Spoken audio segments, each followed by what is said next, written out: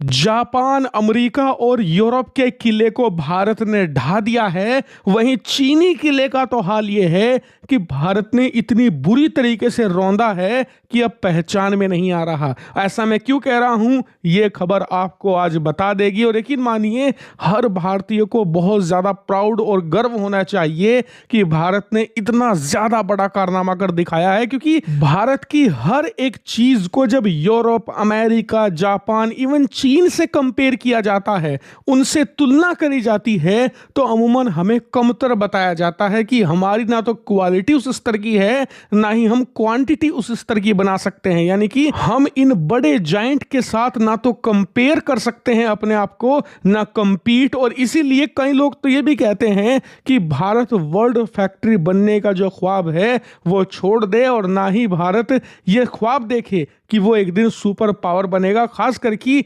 Manufacturing के मामले में। तो लेकिन आज भारत को जो मिला है उसे देखकर तो चाहे जापानी हो, चाहे चीनी हो, चाहे यूरोपियन हो या अमेरिकी कंपनियां, सबकी लार टपक रही है कि हमारे हाथ से इतना ज्यादा बड़ा खजाना निकलकर भारत के हाथ में कैसे चला गया। नहीं समझे? मैं आपको दिखाता हूं। दरअसल आप अपनी स्क्रीन पर देखिए, रिपोर्ट निकलकर सामने आई है कि भारत की दो बड़ी व्हीकल मैन्युफैक्चरिंग जायंट टाटा और महिंद्रा, इन्हें सबसे ज्यादा बड़ा ऑर्डर मिला है। जी हां, अगर हमारे पूरे इतिहास को देखें, खास करके व्हीकल्स के मामले में, तो इससे ज्यादा बड़ा एक्सपोर्ट ऑर्डर आज तक हमें मिला ही नहीं। कितना बड़ा है?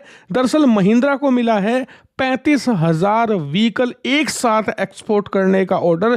तो टाटा को जो ऑर्डर मिला है वो इससे लगभग दुगने से भी ज्यादा है, 70,000 कारों का ऑर्डर। लेकिन सबसे मजे की बात, महिंद्रा को जो ऑर्डर मिला है वो 35,000 स्कॉर्पियो कारों का ऑर्डर है। जो पुराने मॉडल स्कॉर्पियो के आते थे, उसी के अंदर स्कॉर्पियो एक और मॉडल बेचती है पीछे डंपर लगाकर, उसका ये ऑर्डर है। वहीं टाटा को मिला है एलसीवीज का, यानी कि लाइट कैरियर व्हीकल्स का। मतलब अगर आप नहीं समझे तो इन 70,000 कारों के अंदर टाटा को कुछ अपनी योडा मॉडल की कारें बेचनी है, जिनमें पीछे ट्रंक लगा होता है। इसके अलावा कुछ छोटे ट्रक्स भी हैं। जी हाँ, ट्रकों का भी ऑर्डर मिला है। और इसीलिए टोटल मिलाकर ये 1,05,000 कारों का ऑर्डर है। किसने दिया है? ये दिया है इंडोनेशिया ने। जी हाँ, वही इंडोनेशिया जो कारों के मामले में अब तक जापान, चीन और यूरोप पर पूरी तरीके से निर्भर था। उसने इन सभी को उठाकर फेंक दिया समुद्र में और भारत को अपनाया है और भारत को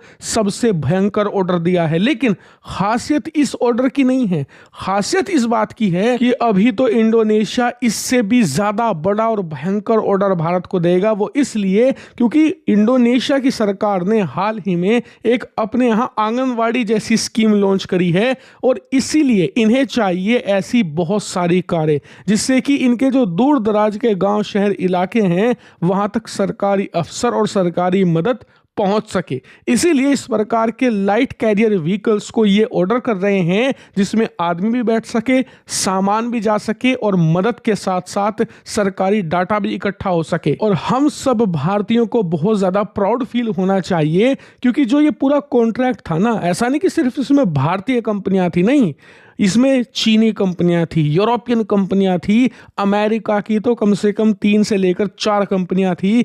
किसी के भी व्हीकल को सेलेक्ट नहीं किया इंडोनेशिया ने, भारतीय व्हीकल्स को सेलेक्ट किया। क्यों? क्योंकि एक तो हमारी क्वालिटी चीनी कंपनियों से बेटर मिली है, दूसरा जो प्राइस थी, कीमत थी, वो यूरोप, अमेरिकी कंपनियों से बेटर मिली है। और यही कारण है कि भारतीय कंपनियों की अब यह खासियत बन चुकी है कि हमारी जो क्वालिटी है वो चीन से बेटर होती जा रही है और कीमतें हमारे सामानों की यूरोप, अमेरिका से नीचे है। यानी कि हम यूरोप और चीन के बीच में कहीं स्टैंड करते हैं। इसी वजह से आने वाले समय में आप देखिएगा भारतीय सामानों की मांग और बहुत भयंकर तेजी से बढ़ने वाली है।